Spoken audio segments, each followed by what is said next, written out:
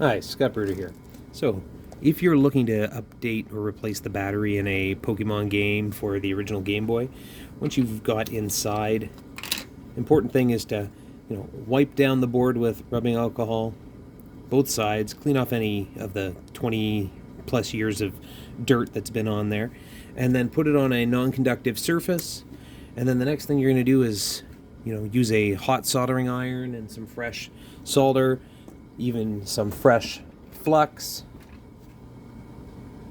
and you're going to remove the old battery. Now, if there is still some life in it and you still have a save game, it's recommended that you back up the save game.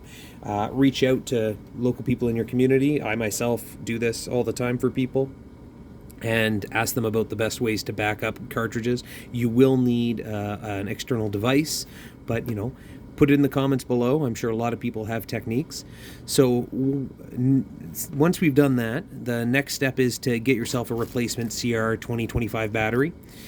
Some people go as far as to replace these CR 2025s with things like a little battery holder for quick replacement in the future.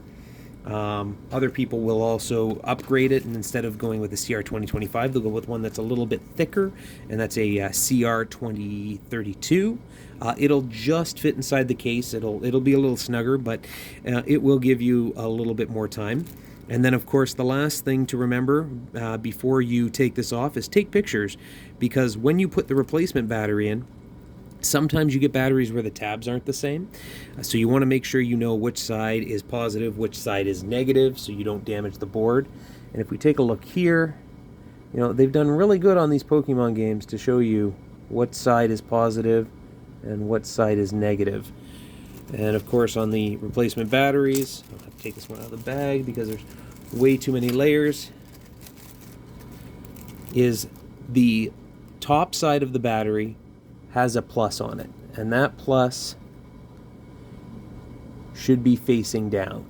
And because the tab that is on the plus side sticks out that way, that is our replacement positioning. Be sure, because this solder that's holding on the old battery could be super old. Like I said, heat it up. Make sure you don't put a lot of pressure when you lift your old battery off. And all the best. If you have any questions, comment, like, share, and I'll be happy to answer them for you. Have a great day.